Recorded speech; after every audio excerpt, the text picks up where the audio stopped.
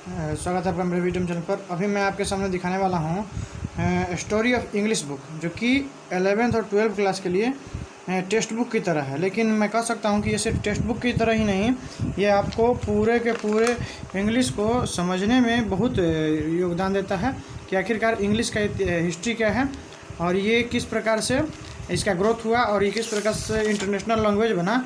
इस सब के विषय में ये संपूर्ण जानकारी देता है।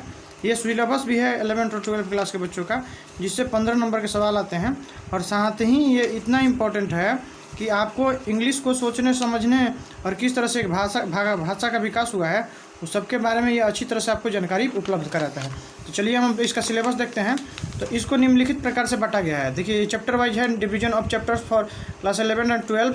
चैप्टर वाइज देखिए 11th का ये सिलेबस है कि हाउ इंग्लिश बिगेन, इंग्लिश की शुरुआत कैसे हुई, इंग्लिश डाउन द एजेज, समय के अनुसार कैसे कैसे इसका विकास हुआ, ग्लोबल इंग्लिश जो है वो है। अगला चैप्टर है फ्यूचर ऑफ इंग्लिश है, भविष्य अंग्रेजी कैसा है।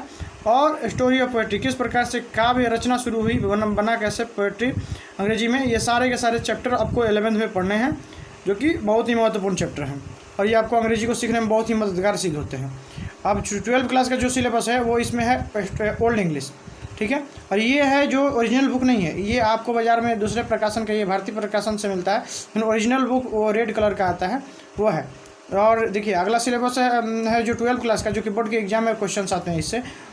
ओल्ड इंग्लिश यानी कि जो पुरानी अंग्रेजी है वो किस प्रकार से है, उसकी संरचना कैसी थी और किस प्रकार से इसका विकास हुआ, इस सब इसके बारे में हम लोग ओल्ड इंग्लिश के बारे में पढ़ेंगे, ठीक है। और इसका टाइम पीरियड भी हम बताएंगे आगे जाकर के। और मिडिल इंग्लिश का पीरियड, ये गोल्डन पीरियड था अंग्रेजी का, इसमें सबसे ज़्यादा कवि जो है और रचनाएं हैं वो सारा का सारा मिडिल इंग्लिश में ही विकास हुआ। मॉडर्न इंग्लिश में आज का जो परिदृश्य है 15 AD के बाद का काल ये आता है। ओल्ड इंग्लिश का 449 AD से लेकर के 1066 AD है इसका टाइम। और मिडिल इंग्लिश का है 110 AD से लेकर के और फिर AD 15 AD तक। मॉडर्न इंग्लिश का पीरियड है 1500 AD ऑनवर्ड्स है, ठीक है। ऐसा हम लोग आगे देखेंगे।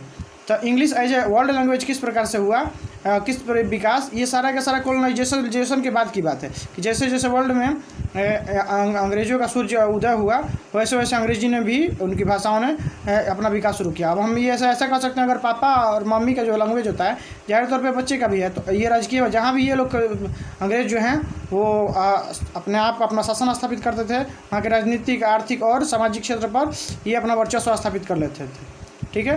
ज़्यादातर अंग्रेज जो थे वो कैथोलिक धर्म को मानने वाले ईसाई थे, ठीक है। तो इस प्रकार से हम देखते हैं कि 10वां नंबर जो चैप्टर है उसमें अंग्रेजी ड्रामा का पूरा वर्णन है। और 11 नंबर जो चैप्टर है स्टोरी ऑफ नोवेल, किस प्रकार से हमको पता है कि नोवेल जो है ये बृहद संरचना है, जो कि छोटे छोटे घटनाओं को एक बृहद रूप से एकदम सूक्ष्मता से दर्शाया जाता है। ये साहित्य की एक जो संरचना है वो उसको हम लोग नोवेल कहते हैं, ठीक है। तो ये सब हम अंग्रेजी के बारे में देखेंगे। देखिए किस तरह से विकास हुआ है। तो पहला नंबर चैप्टर है कि हाउ इंग्लिश बिगेन, अंग्रेजी की शुरुआत आखिर कैसे हुई। तो हम लोग देख सकते हैं इंग्लिश लैंग्वेज है much younger than Sanskrit, Persian, Greek, Latin and other great classical languages of the past. देखिए अंग्रेजी जो है और सारी भाषाओं से बहुत आधुनिक है।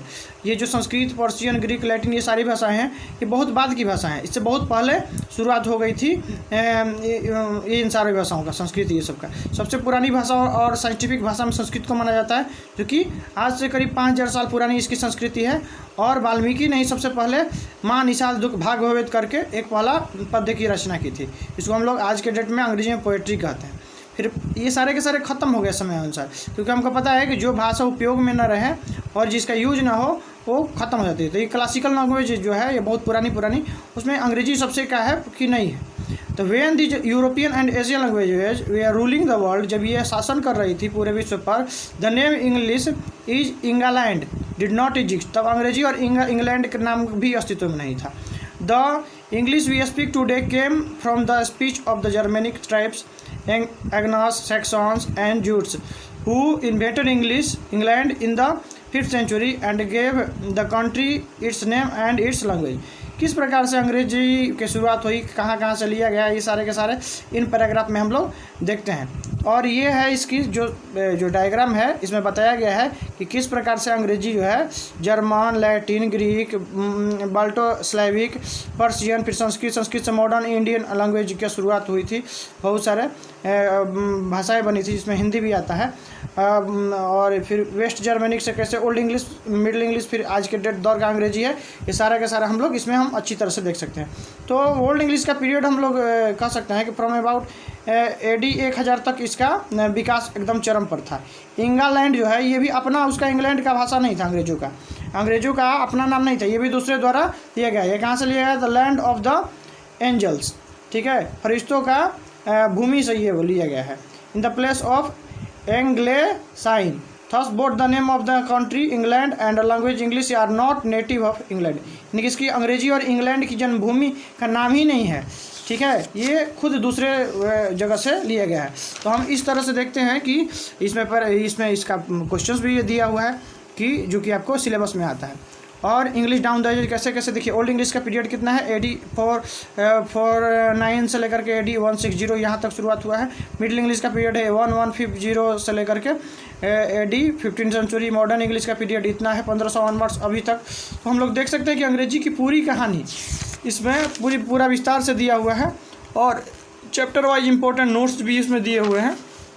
तो कहने का मतलब कौन कौन सी भाषाएं कहाँ से ली गई, उठाई गई हैं। तो कोई भी भाई बिजनेस हो या भाषा, शुरुआत में तो उसको अलग अलग से उधार तो लेना ही पड़ता है। तो इस प्रकार हम देखते हैं कि अंग्रेजी एक ब्रिटिश मतलब किस प्रकार से इसका आधुनिकरण हुआ, और आज के दौर का जो अंग्रेजी है उसमें ये बहुत काफ़ी सुधार हो चुका है। और जो हम लोग बोलते हैं वो एक ब्रिटिश इंग्लिश का ही स्वरूप है। फिर अमेरिकन इंग्लिश है, जैसे COLOUR, ये होता है ब्रिटिश इंग्लिश का कलर, और वहीं पे COLOR कलर जो है वो इंग्लैंड का रंग का अंग्रेजी है।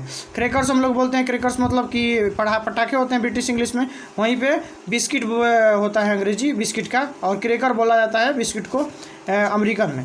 तो ये कुछ महत्वपूर्ण बातें हैं। तो इसमें इस किताब में हम लोग अंग्रेजी का बहुत अच्छे तरह से कहानी, स्वरूप और इसका पूरी तरह से संरचनाएँ, घटनाएँ, ये सभी हम लोग पढ़ते हैं। 12वीं क्लास के लिए बहुत अच्छा बिहार बोर्ड का दिया हुआ है कि मतलब किताब है, जिसको हम लोग अंग्रेजी को अच्छी तरह से समझते हैं इसमें, ठीक है। देखिए बहुत ही अच्छा ये दिया हुआ है, और इसका जो इम्पोर्टेंट मीनिंग भी है वो भी बहुत ही अच्छा से बच्चों को अंग्रेजी को समझने में मददगार सिद्ध होगा। कहानी की तरह दिया हुआ है, तो इसलिए बहुत ही विशेष हो जाता है।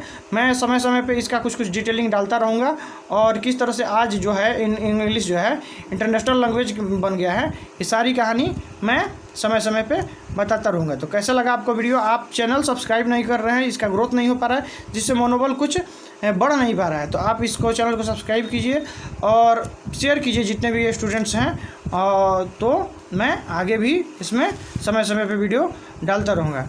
तो आपको वीडियो कैसा लगा आप कमेंट बॉक्स में लिख सकते हैं। जय हिंद।